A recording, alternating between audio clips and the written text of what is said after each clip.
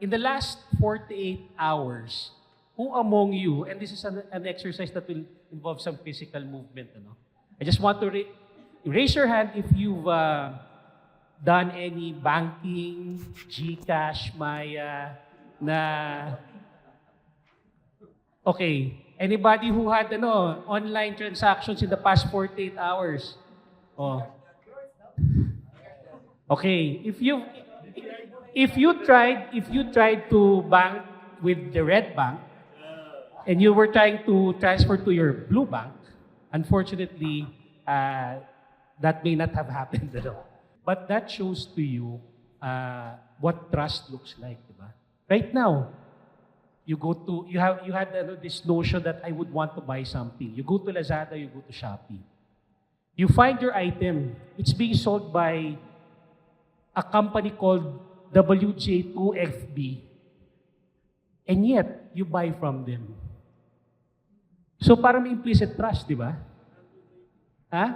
Exactly, di ba? Somebody said that, oh, we can trust this, we'll buy again, no? We'll do business again. So this is the way of things right now. So trust really is not a feature of the digital economy. Rather, this is the operating system of the digital economy. I was given this topic about AI, cloud, and geopolitical uncertainty. Siyempre, the organizers of ISOG, sabi na, pahirapan natin. But my briefing this morning is to maybe give some insights on how we can move forward and make sense about how all of these technologies between us, from the time we click on the screen, to the time that it goes to the front-end app, to the back-end app, to the payment switch, to the bank, to whatever, until trust becomes complete. So how do we manage all of that in a regime na parang we don't see each other, we don't know each other? So how do we do things, no? So this is trust at scale. Yan. So going back, trust is not it's not a feature. It is the operating system of the digital economy. This is what makes the world go round right now, no? So three things that I will talk about, the three forces, AI, cloud, and geopolitics. So we'll talk more about that later. So the question is no longer, are we secure, but can they keep trusting us as we scale, no? So that capacity is trust at scale, in case you were wondering what the title means, no? So what do we mean by trust at scale? So trust, basahin ko na lang, no? Trust treated as an engineered property, continuously verified. Ito yung mga components and elements, no? Least privileged by default, resilient to breach, and measurable enough to prove to a customer, a regulator, or your board that holds as the system grows. It's easy to hold trust with your customers, with your board, etc., externally, with your regulator when you're small, no? Think about the difference between Singapore and the Philippines in terms of scope. So as you grow, there's this challenge on how do we keep that, those things that makes us trustworthy. So you're supposed to be verified, not assumed to be trusted. No, you need to have somebody say that you can be trusted. No, you can't just assert to everybody that I can be trusted. No? Parang it's like leaving your own reviews in your own online shop. Resilient, not just defended. We will be all breached. How fast can we bounce back is the thing, no? But obviously, defense is very important. But let's be honest, no? In this day and age, nobody is immune from all of these cyber attacks. Provable, not asserted. So you need to have some sort of method, a procedure, a framework that when another party runs through it, they will have the same result. So okay, the Philippine high momentum, high exposure. So the velocity of the economy, digital economy in the Philippines is so great, no, that it's affecting a lot of us. So what are the numbers here? 52 million plus user credentials, compromised in Philippine breach activities in a single quarter. Interesting, no? 52 million. I'm sure all of us at one point has been compromised. COMELEC, PSA, etc., police, name it. We're already beyond, we're already beyond defended, no?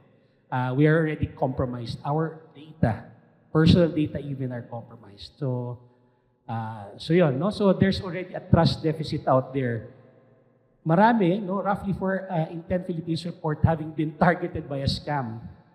Hindi kasama dyan yung scam ng ating mga, mga spouses. Again, they are exempt, no?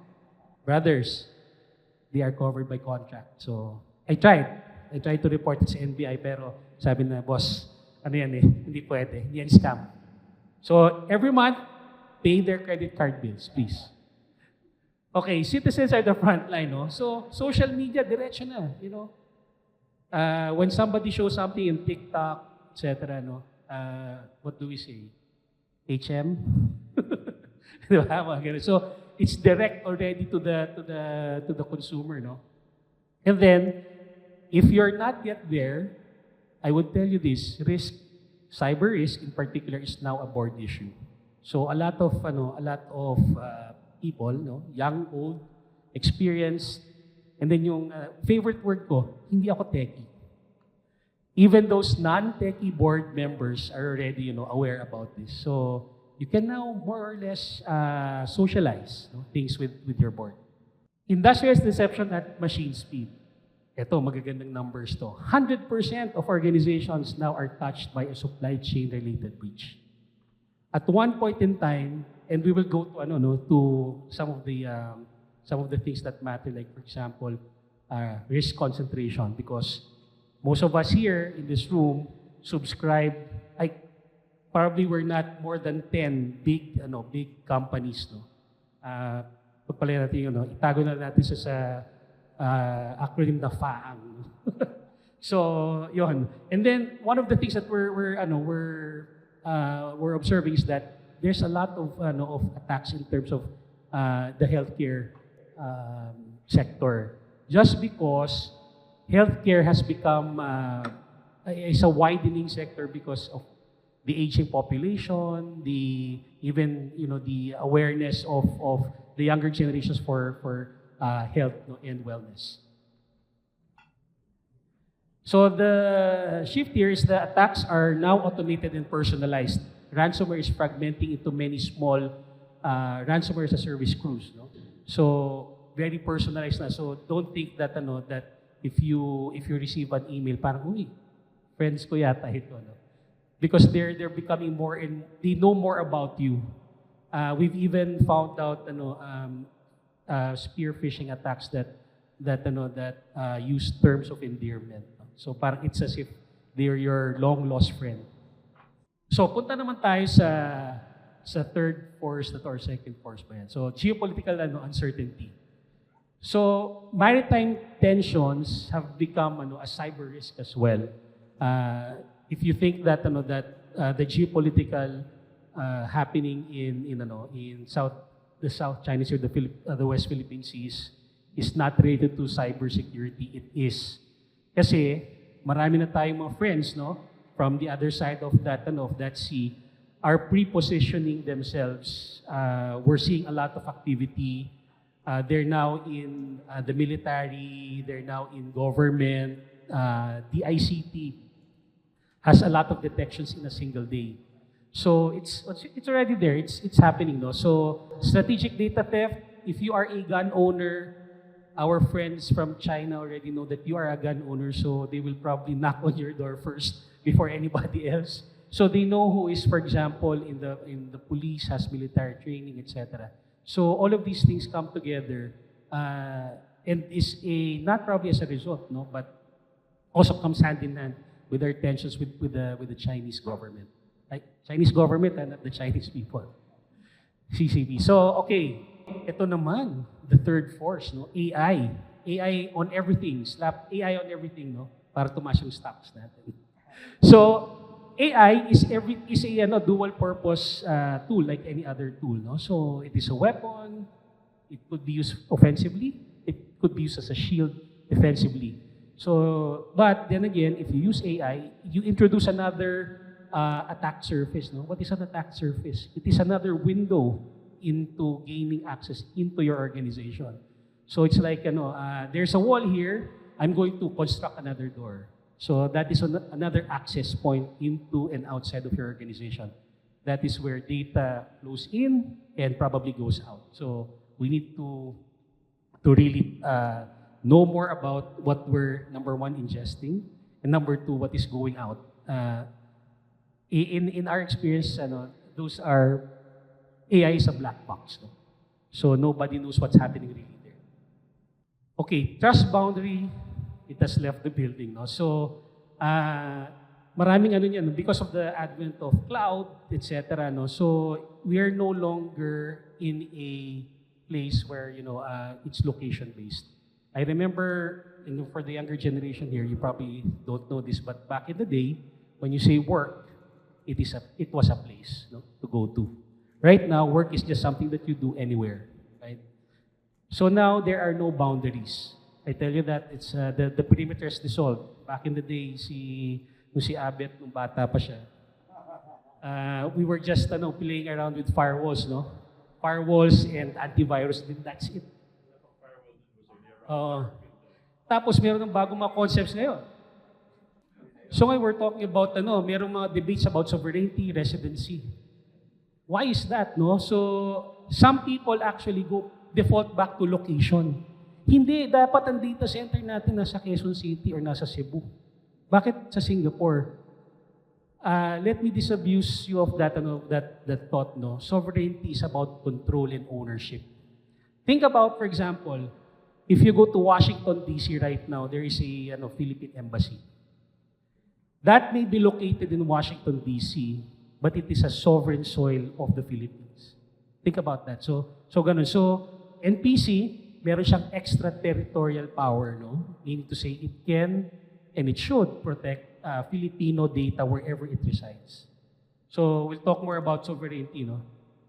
Identity is the new perimeter. Wala nang firewall. Yung login mo, yan na yun, no? No matter where you are, your phone, your laptop, your desktop. So, yun na yung last mile, no? Tapos, because I'm representing Cloud Security Alliance, let me just say again, shared responsibility is not shared accountability. Ang inisip na lang na pag nilagyan natin sa AWS, secured na tayo. Secured na tayo, meron pa tayong BCP. Let's look at it, no? Infrastructure is bahala na si cloud provider. But everything else that you put in there is yours.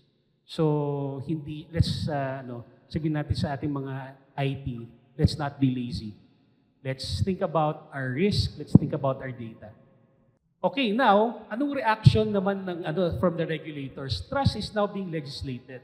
And okay lang to, because right now, kasi going back to trust, no, trust should be engineered. And right now, yung mga regulators natin are going to the engineering aspect already of regulation.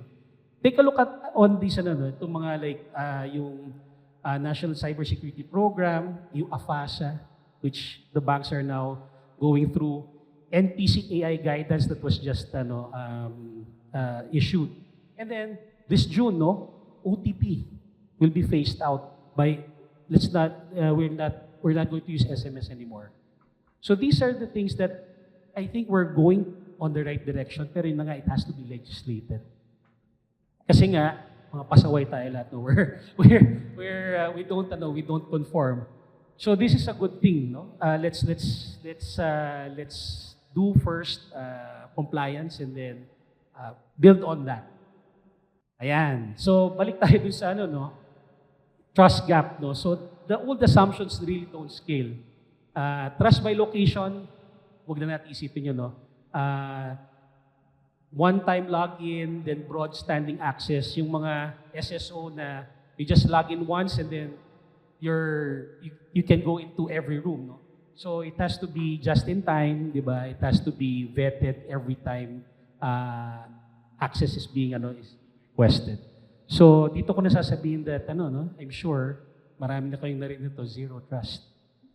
So sige, mamaya lalabas na yung bingo card. So and then assume breach, always assume breach. Always think that, somebody's looking over your shoulder, your laptop is compromised, etc. So go to the basics, encryption, strong authentication, etc. 5 moves to build trust at scale. So this is what we're seeing to be something that that will help all of us, no? Again, you've heard all of these things before, no? If you've been going to conferences, briefings like this, again, this will fill out your cybersecurity bingo card. Re-architect to verify. So adopt zero trust, identity, and data-centric. Least privilege, continuous verification. Pag pumasok siya ng Active Directory, okay lang yun. Pag pumasok, naghingi pa siya ng request sa application, sabi mo, ikaw ba talaga yan, Mark? Di ba? So, and then, meron iba pang folder pupuntahan, tanong mo uli. So, just to be sure, kasi there's a lot of things happening even within our own network, or even our own devices, by the way, especially if you're sharing it with some other people. Govern AI before you scale it. Guardrails, inventory, and accountability for every model and data flow. Engineer for resilience. Assume breach. Independent, immutable backups are rehearsed and rehearse recovery. I cannot tell you how many times that we've attended to breaches that pati yung backup nadamay. For some reason, and alam na to ng attackers Siyempre, they can't hold any leverage on you if, they see that you can recover quickly. So they will hit sometimes first the backup and then the production so that, headless chickens, etc. running around, di ba? So, yun.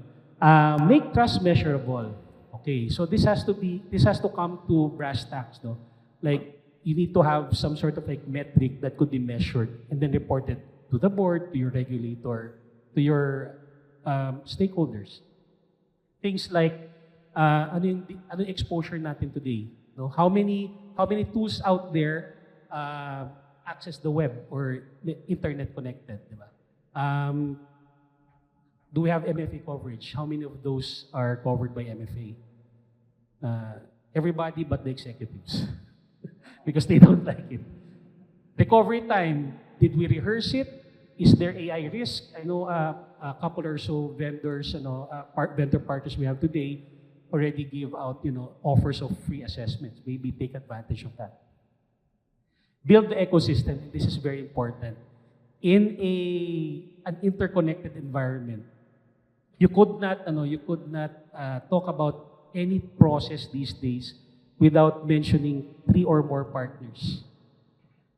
Partners sa loob, a department, maybe a front-end developer, and then there's a back-end platform, and then there's a notification, there's other stuff, then there's a cloud provider.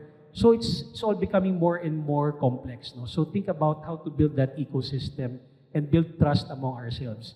Kasi nga tayo, di ba, imagine mo, like for example, we could be ordering sa healthy options, for example, di ba? But then again, it goes through a lot of technologies that we don't have visibility on. Did we read, for example, their data privacy? Did we read their yung confidentiality agreement with AWS or with another cloud provider? Wala So again, we blindly trust and then just go, no? So it's very important. So okay. So make trust an engineered property, not a hope, no? So hope is not a strategy kaya nila. So every layer verifies explicitly, grants least privilege, and assumes breach. Madaling sabihin, a lot of these things you already know, but in reality, it does not track. Why? Because things break, things don't work if you don't give privilege. There's a company that was breached that everybody was an administrator sa Active Directory, just so they could make their application work. I know it's funny, but it's okay for us because that gives us revenue. So it has to be that the normal stuff. There's nothing new under the sun here. You perform defense in depth. So governance and assurance comes first. You need to first declare what you want to do or not want to do. Identity is very important as the first layer. Data, I think it's underrated how data is protected these days. If you think about it, kahit ma-breach ka, if your data is properly encrypted, then that's okay. Just recover. Workloads and AI, so you need to think about hardening these things. I know business sometimes, ano ba to? They pressure us. We need to go live by next week. Kailangan na tapusin yan. And then, security becomes the cause of delay. And then, security is out the window. Wala na. And then, let's deal with it later. And hopefully, everybody gets speech, right? So, we'll deal with that later on. But that's not the way to go, obviously. Network and recovery, segment, monitor, very important stuff, no? So, these things you already know. So, maybe come Monday, pick one, and then just do it. So, nothing new here again. So, trust at scale is a leadership choice, no? It has to come from you, our dear leaders, no? And then, no superheroes. This is not a Superman moment, no? This is a Justice League type of effort. So you need to work together with your business, with your risk managers, with your cybersecurity people, with your vendors. Kasi, they're not immune to cyber attacks. In fact, sometimes they're the cause of because we allowed them into our world, no? So they might be the highway that comes towards us. So work with them, work with your regulators, work with your peers. And I can't emphasize this enough. In the dark side, they work together very well, I tell you. Why can't we, no? Cover it with NDA, sprinkle it with data sharing agreements, etc. But work together. And we're not just talking about within the organization, but also outside with your peers, with your vendors. You need to re-architect for verification. Again, zero trust is key. If you do that, then, it will be a pain in the beginning, but if you do it correctly, then it becomes culture, it becomes DNA. Enable innovation, but the innovation should be governed, no? Wag matakot, no? The last thing that you want to do is to say that, you can't use AI. Trust me when you say to your employees, do not use AI, they will use AI. So better give it to them, but then you need to manage it. And then prove resilience. You assume breach, you rehearse recovery, and make trust measurable to the board. So it's a motherhood statement, but it works actually. If you go just pick one of these things and then focus on it, then I would suppose you're in the right path. So yeah, that's my presentation. Thank you. Question I will ask, and because we might get asked about this also, ultimately, who is responsible for building trust, or who is responsible for the trust in the digital economy? The proper motherhood statement is everybody's responsible, but then again, nobody will be responsible, diba? So, everybody should practice certain amount of trustworthy activities, no, at your level. That doesn't mean that you will diffuse the responsibility. But then again, at your level, just do your best. Don't think about what will happen in Iran or in the South China Sea. Protect your four corners and then do your best. That's about as much as we can ask for. All right. Ayan, sakto. Zero Thank you na. very much. Thank you so much, Thank you, Ron. Christine.